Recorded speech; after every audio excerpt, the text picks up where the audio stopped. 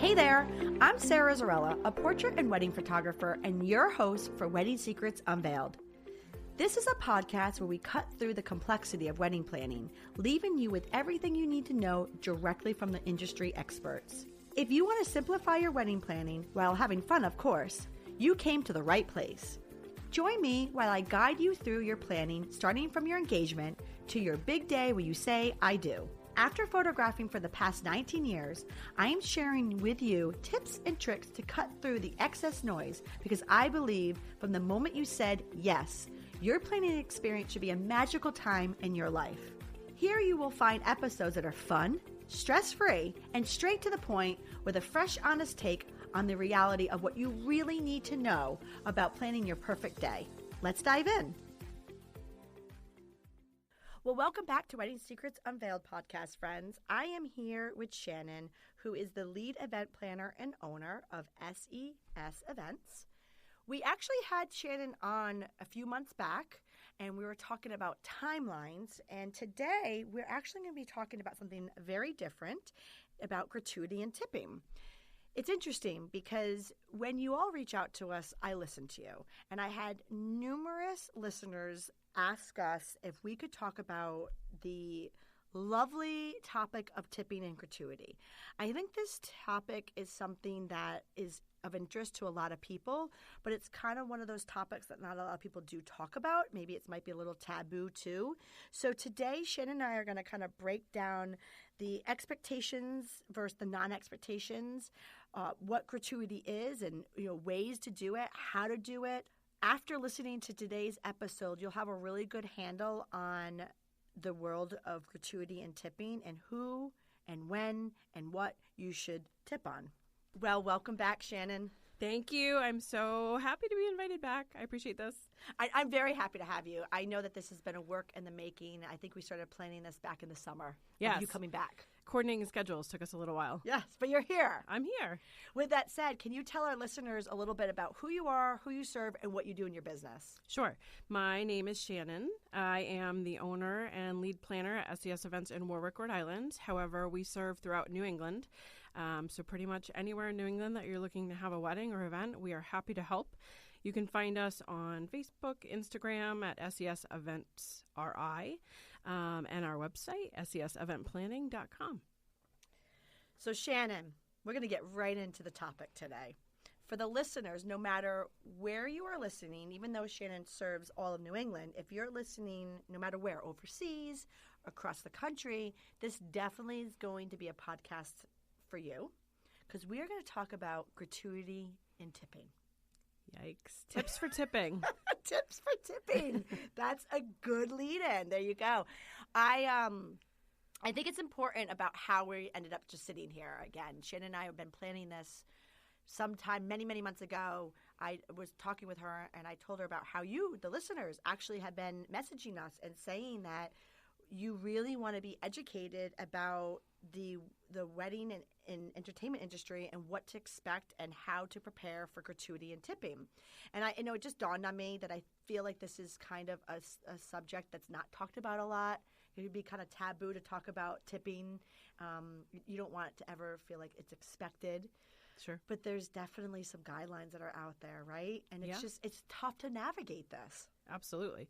And if you look online, there's a ton of information, and some of it conflicts one another, and you're really not sure where to start with this. Absolutely. And you don't want to insult people Sure. by not tipping them, but at the same time, sometimes you might feel like someone doesn't deserve a tip. Sometimes you feel like someone does. And, it's all about, I guess, like you said, tips on tipping. Yeah.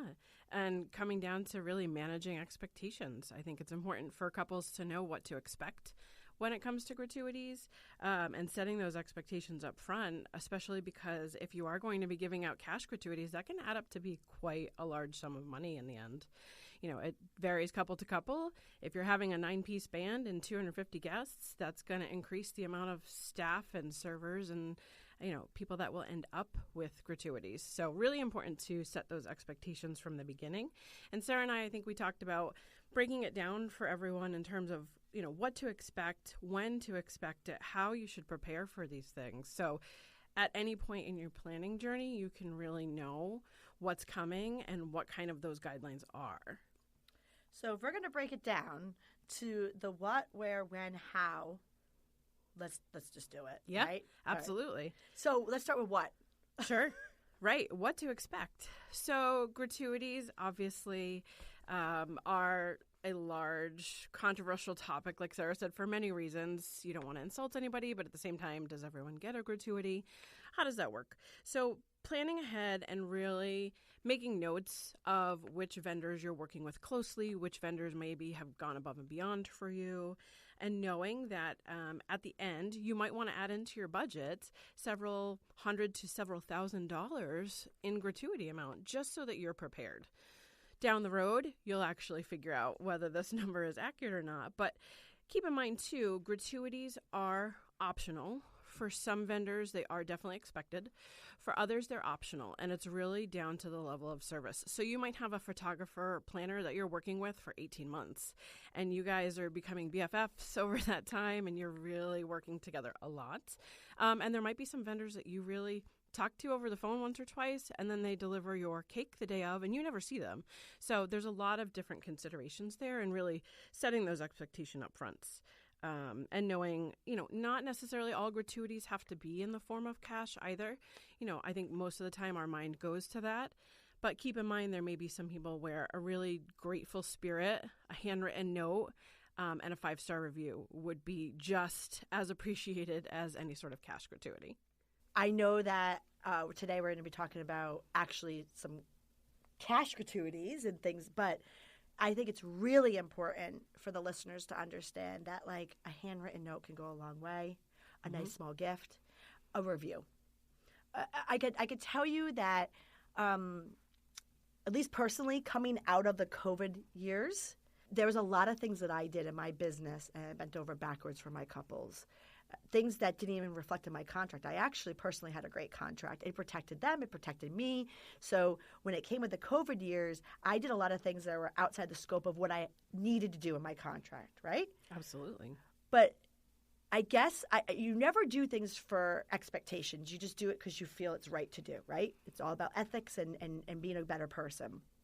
But I can tell you, the reviews that were coming from my COVID couples was much more appreciated because I did really feel that we went above and beyond. Sure. So if you are listening and you're kind of been, dealing with a vendor that went above and beyond with you due to some of the restrictions in the COVID years, and because they're still out there. We're still dealing with some of the reschedules, or just people had to put their life on hold in general. Definitely in the back of your mind, I would say that can go a long way. And even not coming from out of the COVID years, just in general, a review for a small business, also to a large business that mostly deals with non-repeat clientele, is huge. Invaluable. Absolutely. Invaluable. Couldn't agree more. So, especially as small business owners, I am one, and I work with so many other vendors locally who are small business owners, and I know they're going above and beyond in so many ways on a regular basis. Even if you don't see it, it could very well be behind the scenes. It could be something where it's happening either during or after the wedding or event, and you don't even see it. And you know what else too, Shannon, is that like I always joke around with some of my friends that are like a realtor, right? And they kind of show me a little bit like we're in a mirrored industry. And I'm like, how is that? I don't understand. And they say our clientele. Because for me, being a photographer, yes, my studio clientele, they're repeat clients. And I actually get a lot of them because they're the couples getting married. But for the couples who are getting married, that's not a repeat clientele. I mean, I've had a handful of repeat clientele. Sure, right. But the majority of them are not. So you just like a realtor, like you're not constantly out there like buying houses, right? So Right. Your clientele is new. Each time you have to reinvent with that person. So, I guess what I'm trying to say is reviews are so important. Word of mouth is so important, but really reviews because somebody is looking to hire you for the first and probably the only time. Sure. Absolutely. Sorry, not to go off on a tangent. No, reviews, no, but that was great. Yeah, Yeah. you said that, and I was just like, not all gratuities have to be in the forms of cash. Right. Absolutely. I think there are other valuable ways to make sure the people that are working really hard for you are appreciated. So, absolutely. There are certain areas, too, in terms of managing those expectations where I feel like cash gratuities are generally expected. So, for example, hair and makeup. If you go to a beauty salon and get your hair cut on any particular day, you're gonna tip for the service. Same thing with hair and makeup. Same thing with transportation. Same thing with service staff. You go to a restaurant, generally you're leaving a gratuity for your waiter or server. Same thing that you would do at a wedding. You would expect those particular people to have gratuities included. All right. So then with that said, where can couples find information on who and how much is appropriate for tipping? Sure. Absolutely. Great question. So where can you find information? You can obviously use Google, the Knot. There's some great resources out there. Instagram. I highly recommend following all of your vendors and following the vendors they follow, because there's invaluable information there as well. But the first place you really want to check, especially if you don't have a planner who can help you with this, is your contracts. You want to check there first to see what gratuities might already be included. Often this is included for transportation companies, sometimes for caterers and service industry. They're already in your contract, so you would want to make sure that if it's already included, you're not double tipping. But then there's all the other vendors or anyone who does not have it included in their contract, especially small businesses that you'll want to consider. So you're talking about your photographer or videographer. You're talking about your officiant. There are different rules around officiants depending on whether it's a religious officiant or not. You'd want to consider tipping any of the extra service staff. So oftentimes venues will have a hostess or maitre d' or somebody who's overseeing and packing up your stuff at the end of the night. Obviously, your planner or venue coordinator, you might want to consider giving gratuities to in some form. You'd also want to make sure that you've included delivery personnel. Sometimes I think they get forgotten because they're the people that you don't necessarily see on your wedding day. So including your florist or your bakery or, a design company that comes in to install lighting or decor, things like that. You would want to make sure that you're including those people. So it's interesting that you brought up the Google, okay? So the Google. So definitely you're right. I mean, people can get out there and Google it, but that's also, too, I think why we're here. Because I think people are reaching out being like, help, because they're seeing a lot of conflicting things. So sometimes just getting tips and tricks from direct from industry experts like us can help people. So let's just really call a spade a spade. Let's break it down, right? I think you're right as far as the contracts go, especially a lot of the larger companies like the tent and the catering. A lot of that gratuity is already written in there. What about these small business owners, these mom pop shops, like the small baker you just hired, or the florist, or the photographer, or the event planner that's maybe a one-man show, or maybe they have a team. But somehow along the way, I've started to notice that, certain people are definitely getting tipped and certain people are not. And it's not that they're being tipped on their services and how much someone expects it. I think it's just that people are misunderstanding the information. Like, for example, I'm constantly always seeing the hair and makeup artists be tipped, whether they're a business owner or not. But I don't always see the baker being tipped, whether they're the business owner or not, or the photographer. I don't always get tipped. Sure. Sometimes my staff gets tipped and I don't. And that's fine, because I'm okay, somehow they're thinking I'm the business owner. Maybe I don't get tipped, but help people navigate what they do with these small business owners. Right. So I think that's a great point. And just, to your point about having other people be tipped and not necessarily yourself. So I am a one-woman show primarily, and I don't always receive gratuities, which is fine. That's not the expectation.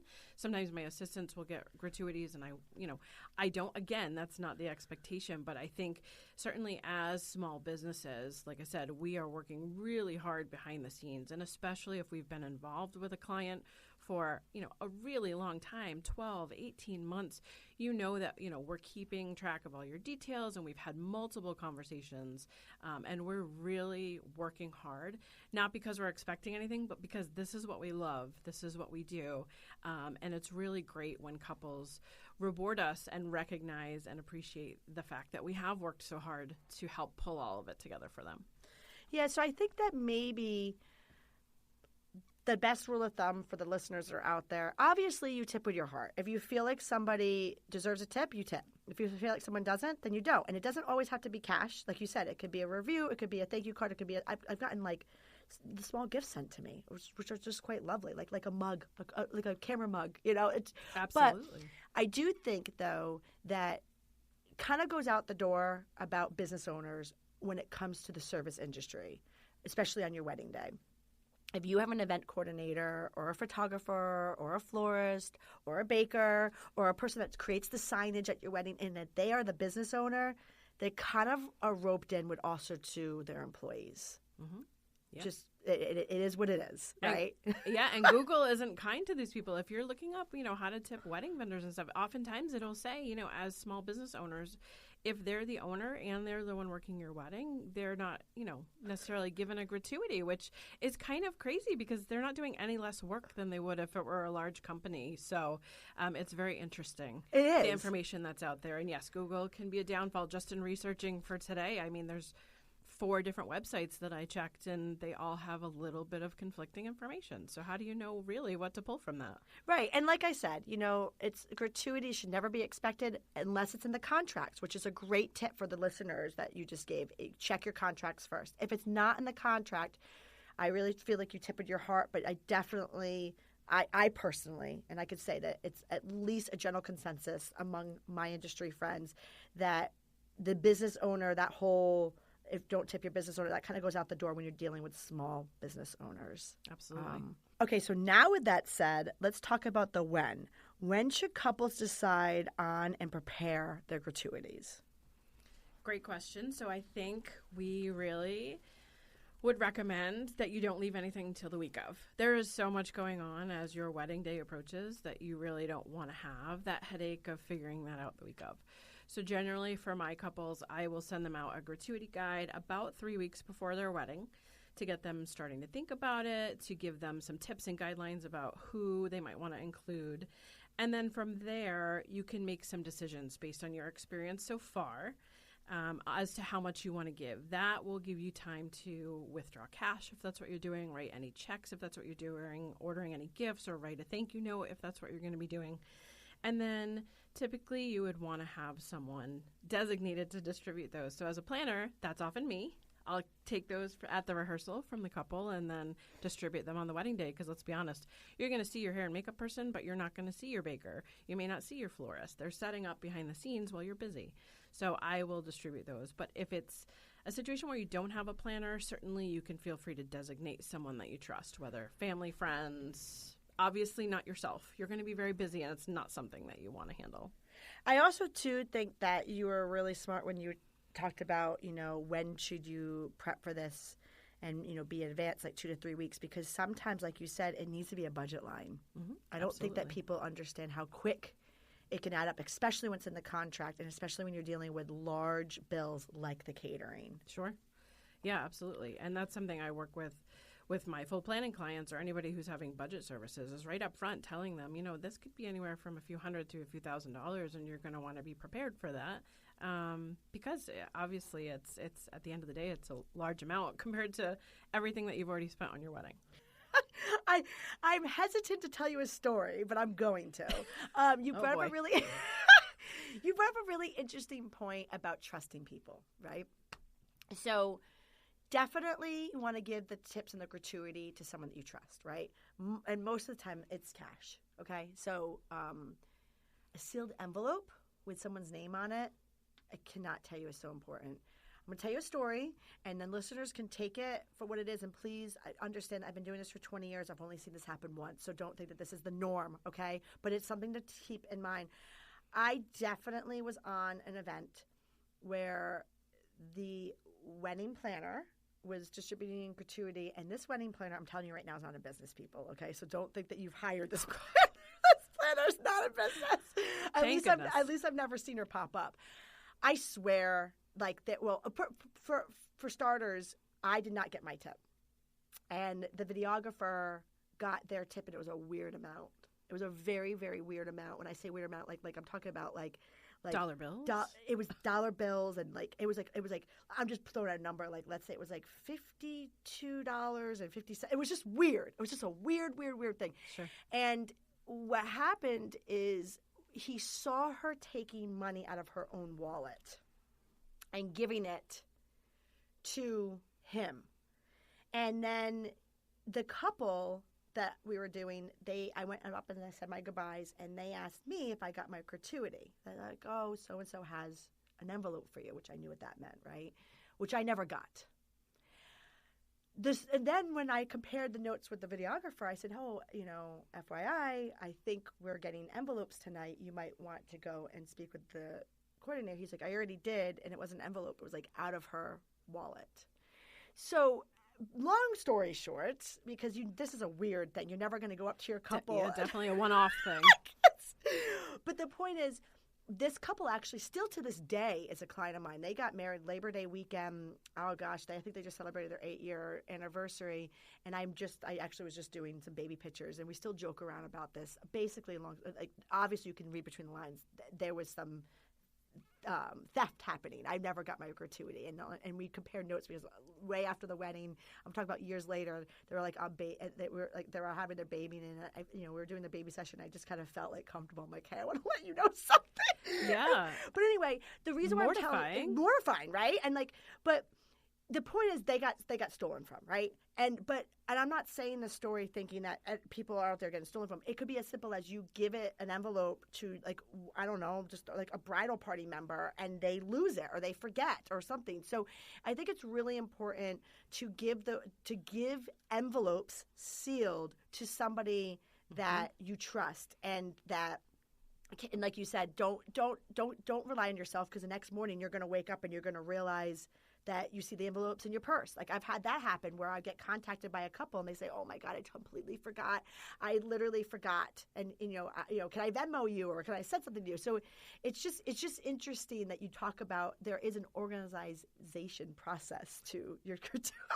Absolutely. And, in talking about the when should you decide and prepare the gratuities, typically most gratuities would be given by the end of the reception.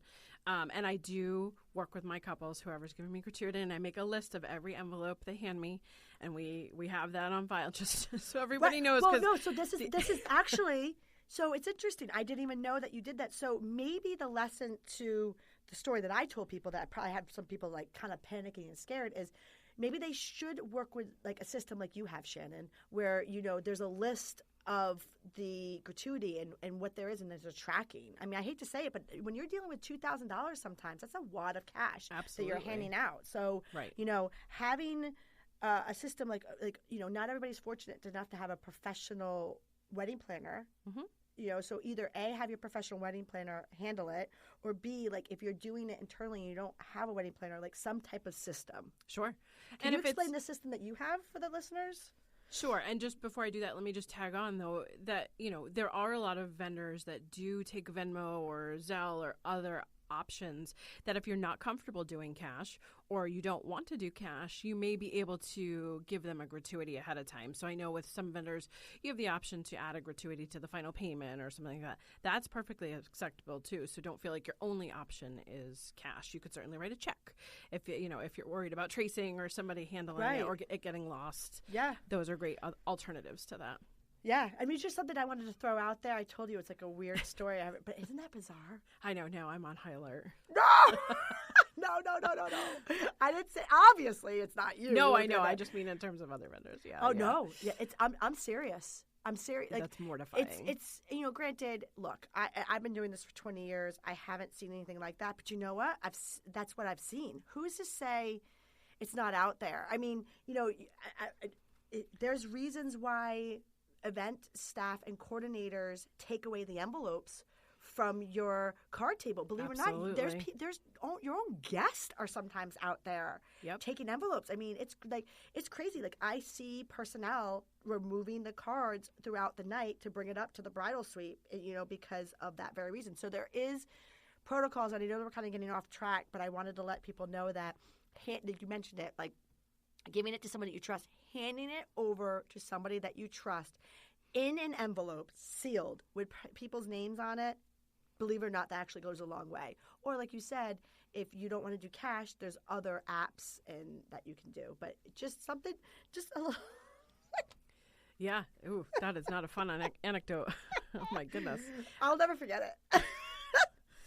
In terms of my process for my couples, generally, so I'm sending them, a bunch of information a few weeks before about gratuities and get them thinking about it and how to handle it. So right in my guide, it lists that to have this prepared in separate envelopes, all labeled, if with a name and title. So, if there's more than one Lauren, let's say the photographer's Lauren and the catering manager's Lauren, let's make sure that which Lauren gets what. See, that's smart too. Yep. That's another that's thing. happened. Yep. Yeah. There's been the same name. Yep. So making sure that they're really labeled well and sealed. And then at rehearsal, so typically I have them give me any final payments, any gratuities at the rehearsal, and I take care of distributing all of those the next day.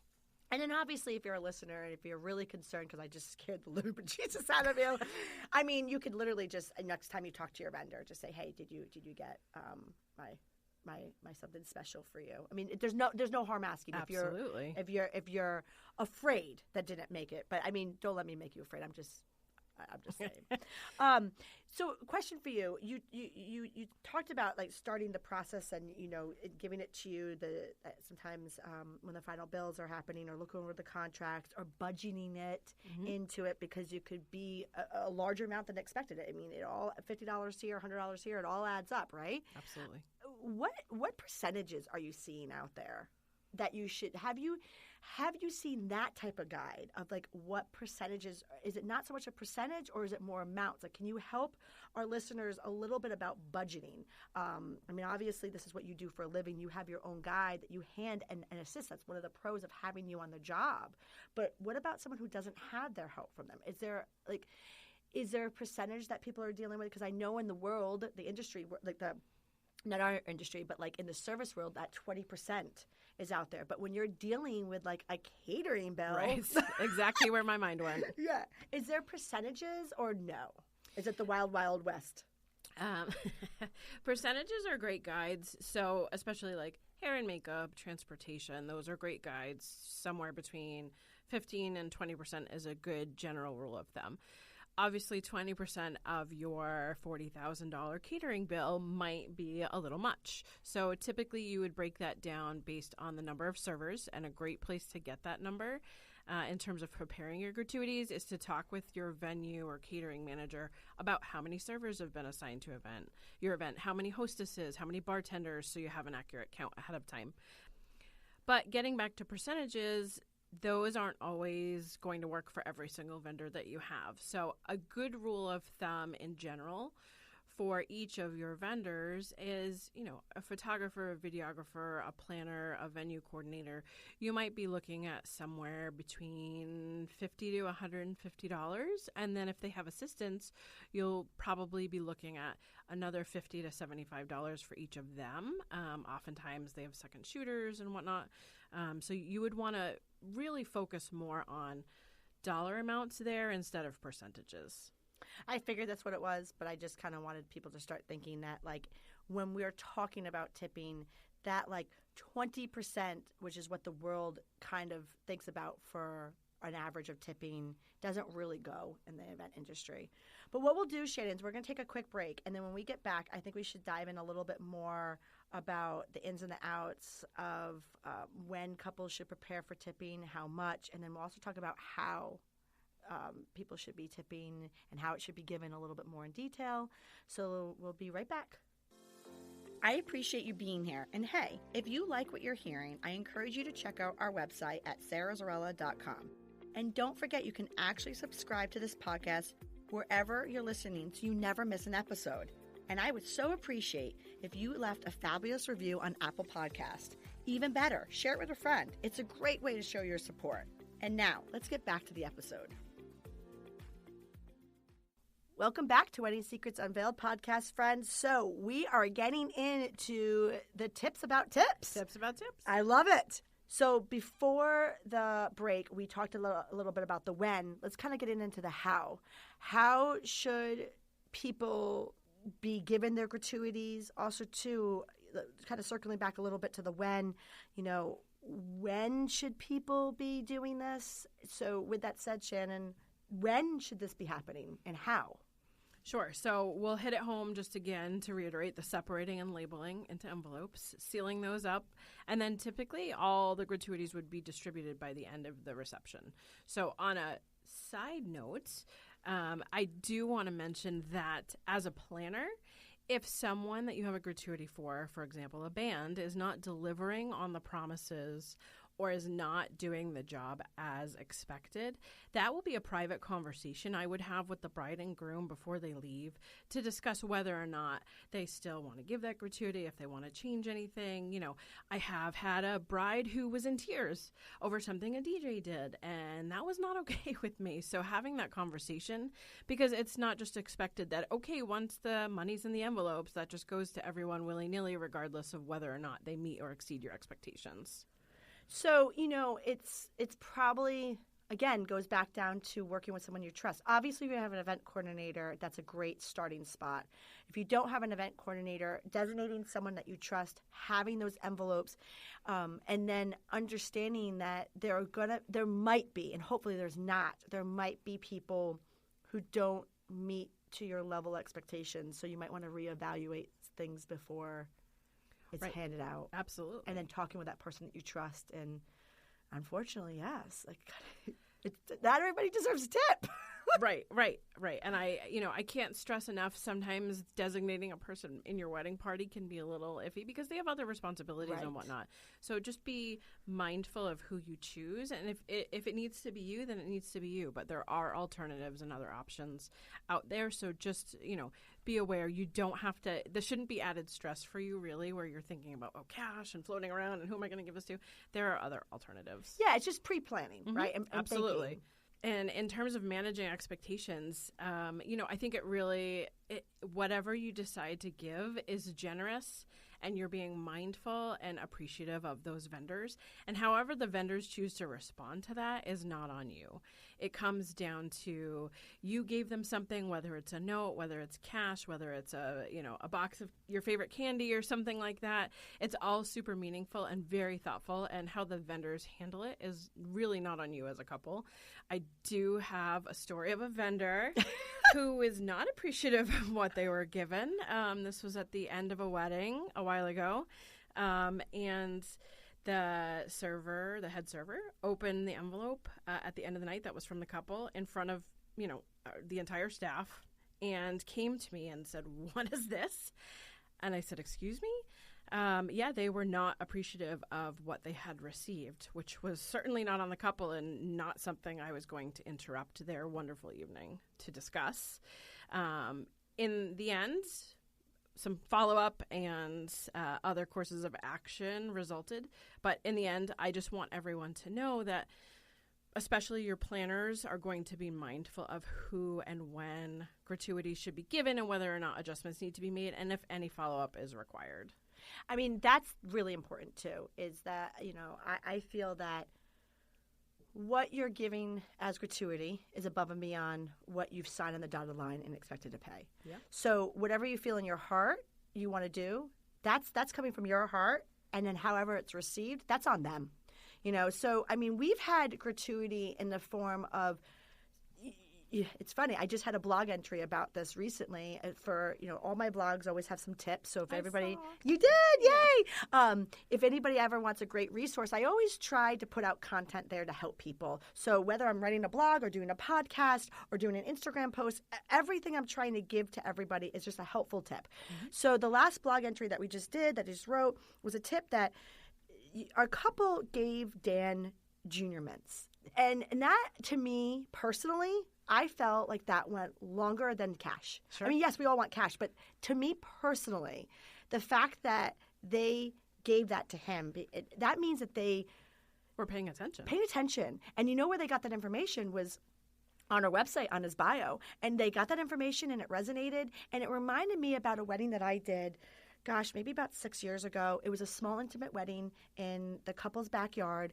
And as soon as I showed up, she said to me, "Sarah, I asked the caterer to make sure that there's Diet Coke for you." And she goes, "So it's in the fridge, so please help yourself."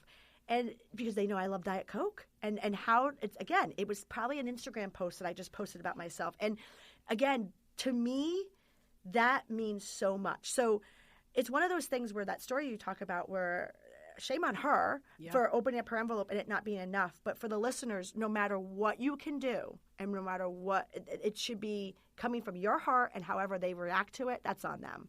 But definitely, it's something that think about. Like when you're listening to this, think about everybody who's worked on your day, think about doing something for them, whether it be the cash or whether it just be something small like a thank you note or a review.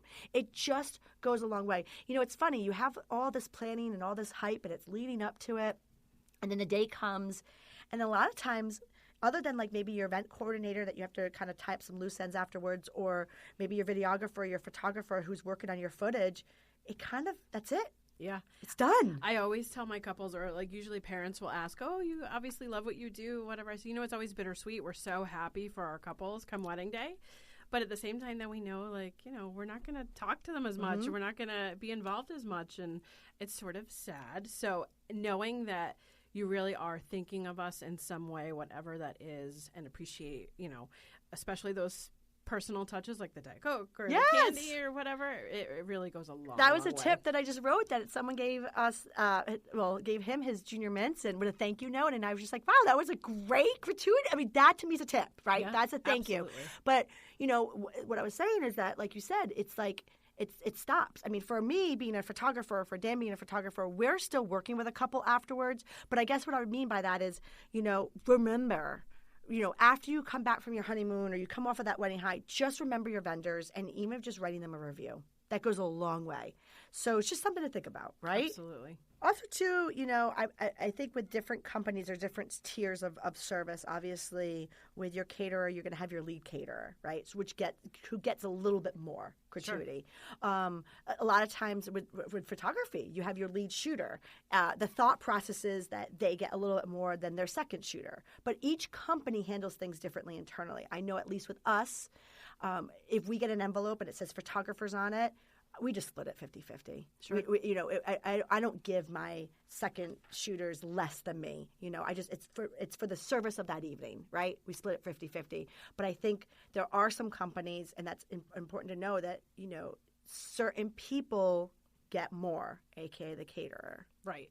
And I think, it's perfectly acceptable to put a lump sum into an envelope for the catering team, or for, if there's multiple bartenders, for them to then split based on how their company, how their personnel does things. So if there's 8 servers working, don't feel like you have to calculate out, okay, what is $35 times 8? You could put a lump sum and have, whoever's in charge of that team distribute that accordingly. Well, before we get into our wrap-up question, I could just basically just say one thing out there that I could put out to the world, for the podcast that we're doing, is that ultimately it's never expected. However, I say however, it goes such a long way. Honestly, if you can do it, pretty much everybody that's on deck at your wedding should be getting something. Something. Yeah. Whether it be a review, a thank you card, or some type of gratuity. I hate to say it, but that's the truth. That's why we're doing this episode. I mean, you can go out and you can read whatever, and sure, if you can't do it or you don't think that they expect it, that's fine. But in the wedding industry, all hands on deck. Absolutely. Absolutely. So, Shannon, for our wrap-up question, what are some key points that couples should be thinking about when it comes to gratuity? Sure. So breaking it back down really into the what, where, when, and how. What, just really, it's about having expectations up front and knowing that, it can be a fairly large expense, and having an idea and keeping some notes along the way to help you manage what that might look like in the end. Where can you find information? Obviously, your vendors and their team of vendors are a great place to start on Instagram or resources like The Knot. Definitely checking your contracts and talking with your venue coordinator or planner are also great resources. When you really want to start this a few weeks before your wedding, because you don't want to be left with this headache the week of your wedding trying to figure out what to label and who gets what and everything. Really do it a few weeks ahead of time, and then have those prepared to hand off probably at rehearsal to whoever's going to be designated to distribute those on the day of. And then, again, separate and label. Put them in separately labeled, very clearly labeled, and sealed envelopes to whoever they're going to. And those should really be given out by the end of the reception, or for hair and makeup, obviously at the end of their service while you're getting ready. And, remember that ultimately tipping is about rewarding excellent service. It's not about feeling compelled. The goal is to be thoughtful of the type of service and the vendor that you're working with. be aware of how different service providers make their money and then give appropriately. So small businesses obviously aren't making a ton of overhead, and service staff generally get less money than, and live off of those tips and gratuities. So excellent service really comes down to when vendors are going above and beyond, and just really being appreciative and thankful to your vendors and showing them in whatever way works best for you. I love it. Well, thank you so much for joining me on this week's episode of Wedding Secrets Unveiled. You helped our listeners become one step closer to their journey of a stress-free wedding planning process. Can you tell everybody where they could find you? Yes, absolutely. You can find me on Instagram, SES Events RI, Facebook. You can find us through our website, seseventplanning.com. Or for anybody who wants to know more or would love to see my gratuity guide that I share with my couples, I'd happily send out copies. Shannon at seseventplanning.com is my email. That's amazing. Yes. So if anybody wants to see a wonderful guide, reach out to Shannon, let them know that they listen to the podcast, and you will share away. Right? Absolutely. Yeah. Thank you, Sarah. My pleasure. So for our listeners, what I'll do is I'll have Shannon's information on our episode show notes, which you can find on our blog and our website page, which is at sarahzarella.com/podcast. So thanks, Shannon. Awesome. Thank you. Thank you for listening to Wedding Secrets Unveiled. I appreciate you being here. And hey, if you enjoyed this episode, I want to tell you something. I encourage you to check out our website at sarahzarella.com. We love photographing while having fun, of course. Check out our podcast page on our website for our show notes along with upcoming episodes with your local wedding experts. Listen in as we help you plan your epic event. And don't forget that you can actually subscribe to this podcast wherever you are listening so you never miss an episode. I would so appreciate if you left a review for us on Apple Podcasts. Even better, share it with a friend. It's a great way to show your support and let us know what you think. If you know any wedding experts that would like to be a guest, we have a link directly on our website where they can let us know. Thank you for listening.